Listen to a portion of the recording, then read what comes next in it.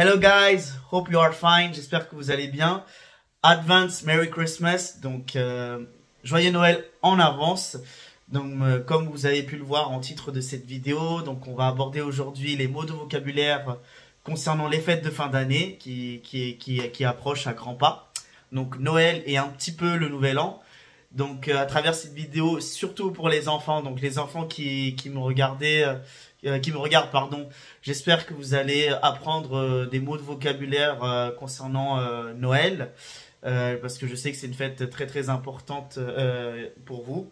Donc n'hésitez pas à regarder cette vidéo, à apprendre de nouveaux mots de vocabulaire concernant Noël et le Nouvel An. J'espère que vous allez aimer. Donc voilà, c'est parti, allons à la vidéo. Donc on est parti, les mots de vocabulaire sur Noël. Alors Noël en français on dit voilà Noël, hein, et en anglais on dit Christmas. Christmas pour l'anglais. Donc vous allez voir qu'il y a une autre manière d'écrire Christmas pour dire Noël en anglais. Donc c'est vous enlevez Christ et donc vous laissez mas, M-A-S, et vous mettez et à la place de Christ vous mettez un X. Donc ça fait Xmas, Xmas si je la prononce à la française. Donc voilà, vous avez deux manières de dire Christmas. Donc voilà. Alors nous allons voir le vocabulaire général de Noël en anglais. Donc ici, donc voilà, comme je vous ai dit, Christmas, parfois abrégé en Xmas, donc Christmas, Noël. Santa, vous avez ici Santa Claus, donc c'est la version américaine pour dire le Père Noël. Et en version britannique, on dit Father Christmas, donc pour dire Père Noël. Donc voilà. Donc Merry Christmas, ça signifie joyeux Noël. Quand vous voulez souhaiter quelqu'un, vous dites Hello Merry Christmas. Christmas tree, donc tree c'est le sapin de Noël, Christmas tree. Gifts, donc gifts comme vous le savez ça veut dire cadeau, gift, a gift, a gift. Christmas Eve, donc ça signifie le réveillon de Noël, donc la fête du 24 décembre au soir. Et Christmas morning, donc c'est le matin de Noël quand les enfants vont se réveiller pour aller découvrir les cadeaux. Ensuite, vous avez reindeer, Donc reindeer, c'est les rennes que les enfants vous savez, hein, quand le Père Noël vient dans les maisons, donc c'est avec les rennes. Donc pour dire les rennes, on dit reindeer. Ensuite, vous avez le traîneau du Père Noël que vous dites sleigh. Donc sleigh, c'est le traîneau du Père Noël. Le G et le H ne se prononcent pas. Donc, vous pouvez dire par exemple Santa Claus's sleigh, donc qui signifie le traîneau du Père Noël. Ensuite, vous avez Santa's sack. Donc, Santa's sack. Donc, Santa's sack, c'est la hotte du Père Noël. Donc, c'est le gros sac que le Père Noël transporte dans son traîneau pour amener les cadeaux aux enfants. Et les lutins qui fabriquent les cadeaux, en anglais, on dit elves. Elf avec un F à la fin pour un lutin et elves donc au pluriel. Donc voilà, les lutins, on dit elves. Ensuite, donc vous avez fireplaces et l'autre mot c'est chimney, sorry. Alors fireplaces, c'est plus le cheminée mais de l'extérieur, en haut de la maison. Et l'autre mot qui est chimney, c'est la cheminée à l'intérieur, donc lorsque le Père Noël descend à la maison. Ensuite, vous avez gift wrap ou wrapping paper, donc c'est le papier cadeau pour emballer les cadeaux. Bell, c'est la cloche. Christmas carols, donc c'est les chants de Noël. Ensuite, vous avez Advent calendars, donc c'est le calendrier de l'Avent, donc c'est les calendriers un peu Kinder, les enfants, hein, vous savez, où vous allez ouvrir tous les jours du mois de décembre pour avoir un petit chocolat. Donc c'est ce calendrier-là en fait. Ensuite, vous avez snow, donc snow, on va dire la neige, snow, ça veut dire la neige en anglais. Ensuite, vous avez North Pole, qui signifie le pôle Nord. Vous avez Winter qui signifie hiver, donc la saison de l'hiver. Snowflake qui signifie les flocons de neige. Et vous avez The Three Wise Men or The Three Kings. Donc là, on rentre dans une dimension un peu religieuse de la fête. Donc c'est les rois mages. Vous avez aussi Midnight Mass. Donc Midnight Mass, c'est la messe de minuit. Et vous avez comme vous pouvez le voir en ce moment dans les grandes villes et en centre-ville, donc le marché de Noël, donc vous dites Christmas Market. Donc market, ça signifie le marché. Christmas, donc c'est le marché de Noël. Alors, on va voir ici la décoration de Noël en anglais. Donc c'est parti. Donc ribbon, c'est les rubans. Angel, donc c'est les anges qu'on va accrocher sur la décoration de Noël. Star, c'est une étoile.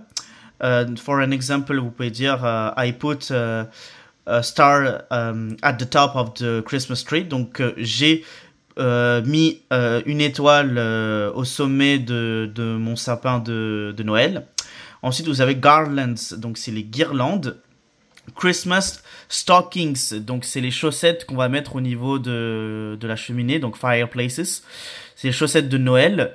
Christmas lights, donc classique, c'est les lumières de Noël que vous pouvez voir dehors. Ensuite, vous avez donc bubbles, donc en anglais britannique, qui signifie les boules de Noël. Et en anglais américain, on dit Christmas ball. Ils ont tendance à dire ça. Ensuite, vous avez tree toppers, donc c'est la pointe de sapin. Donc je vais faire un exemple de phrase. I put the star at the topper of the Christmas tree. Donc voilà, j'ai mis une étoile à la pointe du sapin de Noël. Ensuite, vous avez tree skirt. Donc c'est la jupe de sapin. Donc la jupe de sapin, pour ceux qui ne le savent pas, c'est là où on va venir mettre les cadeaux de Noël. Au niveau du sapin, tout en bas, vous avez une jupe. Et c'est là qu'on va venir mettre les cadeaux de Noël. Ensuite, vous avez un autre mot qui est pie cone, donc c'est les pommes de pin. Vous avez berries, donc c'est les baies. Ensuite, un autre mot, donc c'est mistletoe, donc c'est les guides de Noël, dans le cadre de la décoration. Voici quelques mots que vous pouvez apprendre, les enfants et même les adultes, concernant la décoration de Noël. Autre mot, donc vous avez candle qui signifie bougie. Vous avez Christmas wreath. Christmas wreath, c'est la couronne de Noël. Vous avez the table center piece. Donc c'est le centre de table où les invités viennent manger le repas de Noël. Vous avez Christmas tableware, donc c'est la vaisselle de Noël. Alors, le fameux bonhomme de neige, on va dire snowman. Nativity scene, donc c'est la crèche de Noël. Vous avez Nutcracker figurine, donc c'est figurine de casse-noisette. Alors on le voit ici dans mon image. Voilà, c'est ça la figurine casse-noisette, comme vous pouvez le voir. Donc voilà. Et ici on trouve ce qu'on appelle la jupe de sapin, donc de tree skirt pour mettre les cadeaux de Noël. Alors, continuons. Ensuite, vous avez donc Nutcracker figurine. On en était à là.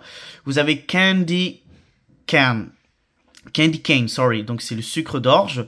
Santa suit, donc c'est le costume du Père Noël. On a déjà vu le mot suit pour ceux qui ont vu les mots de vocabulaire sur la moto. Ça veut dire combinaison, costume, donc voilà. Santa hat, donc c'est le bonnet du Père Noël, comme vous pouvez le voir ici. Et je remets un peu des mots parce que c'est aussi lié à la décoration de Noël. Vous avez gift, donc cadeau. Present, une autre manière de dire cadeau. Toys, ça veut dire jouet. To decorate the Christmas tree, donc c'est une petite phrase. Donc to decorate, c'est le verbe à la forme basse verbale, le verbe décorer en anglais. Décorer le sapin de Noël. Christmas ornaments, donc c'est la décoration de Noël, les ornements de Noël. Donc voilà quelques mots de vocabulaire concernant la décoration. Là, on va passer à quelques mots de vocabulaire concernant la chronologie de Noël. Donc des mots qui expriment un moment de la période de festivité des fêtes de fin d'année. Donc, vous avez Christmas season. Donc, season, ça veut dire la saison de Noël, la saison des fêtes. Advent calendar, donc on l'a vu précédemment dans cette vidéo, donc qui signifie le calendrier de l'Avent. Vous avez aussi Christmas Eve, donc c'est le réveillon de Noël. Ensuite, vous avez Christmas Day, donc c'est le 25 décembre. L'autre, c'est le 24, c'est le jour de Noël. Ensuite, vous avez Boxing Day, donc c'est Celebrate on December 26, donc c'est le lendemain de Noël. Ensuite, vous avez New Year's Eve, donc c'est le réveillon du Nouvel An. Donc voilà. New Year, ça veut dire le Nouvel An. Year, c'est an et new, nouveau. Donc nouveau, nouvelle. Ensuite, donc on a Christmas Carol, on l'a vu, c'est les chants de Noël. Christmas Greeting, donc c'est les vœux de Noël. Greetings, c'est les vœux. Christmas Card, c'est la carte de vœux. Card, ça veut dire la carte. Merry Christmas, donc on revient, donc ça veut dire joyeux Noël. Merry Christmas and a Happy New Year. Il y a une chanson qui est très connue, les enfants. Je vous invite à taper sur YouTube cette phrase, Merry Christmas and a Happy New Year. Vous rajoutez le mot song, donc S-O-N-G, et vous avez une petite comptine, une petite chanson très très connue. Qui est chanté par les enfants en anglais dans le cadre de Noël. Donc, Merry Christmas and a Happy New Year.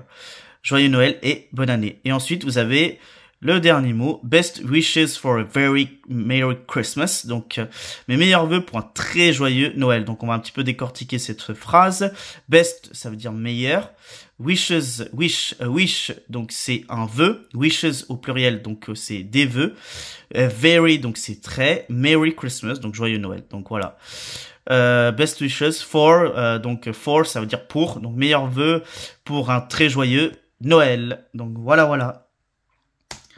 Alors, une dernière partie intéressante, c'est le repas de Noël. Donc les enfants, pareil pour les adultes, nous allons voir ici quelques mots de vocabulaire qui concernent le repas de Noël. Donc ici, vous avez roast turkey, donc c'est le rôti de dinde. Stuffing, donc c'est les farces, c'est comment dirais-je, c'est des éléments, c'est plusieurs aliments hachés qu'on va venir farcir en fait, rembourrer dans quelque chose, donc comme la dinde. Donc c'est tout ce qui est farci en fait. Donc c'est stuffings qui veut dire rembourrage. Donc en fait on va venir farcir des aliments. Et les farces on appelle ça stuffing. Oyster, donc on l'a vu donc dans les 100 mots de vocabulaire, une vidéo que j'ai faite précédemment. Oyster, ça signifie les huîtres. Mashed potato, donc c'est la purée de pommes de terre. Ensuite, vous avez mulled wine, donc wine c'est le vin, mulled wine c'est le vin chaud. Vous avez aussi mulled cider, donc cider c'est la cidre, c'est un cidre chaud qu'on peut voir, qu'on peut goûter notamment au marché de Noël. Marché de Noël que je rappelle en anglais on dit Christmas market. Ensuite vous avez mince pie, donc c'est la tartelette aux fruits. Vous avez candy cane, donc c'est le sucre d'orge. Et en anglais, on dit Christmas pudding, donc c'est le pudding de Noël. Ensuite, vous avez donc la fameuse bûche de Noël, donc en anglais, on va dire Yule log. Chocolate, qui signifie le chocolat. Candy, qui signifie bonbon. Alors, voilà. Vous avez gingerbread, donc c'est le pain d'épices. Cookies, qui signifie les gâteaux, les biscuits. Vous avez fruit cake, donc c'est les gâteaux aux fruits secs. Et vous avez Christmas crackers, donc c'est les crackers de Noël, donc sorte de pochette surprise où à l'intérieur vous allez avoir plusieurs gourmandises. Donc écoutez, voilà. J'espère que vous avez aimé cette vidéo et que vous avez appris pas mal de mots, notamment vous les enfants. Donc n'hésitez pas à vous abonner à mes réseaux sociaux, donc Master Madi Snapchat, Master Madi YouTube, English Master Madi pour TikTok et Master Madi pour Instagram. Donc n'hésitez pas à liker cette vidéo, à partager à vos proches. J'espère que ça va vous aider, notamment si vous fêtez Noël à l'étranger. Abonnez-vous à ma chaîne YouTube, activez la cloche de notification et on se retrouve pour une prochaine vidéo. Allez, Merry Christmas and a Happy New Year all of you.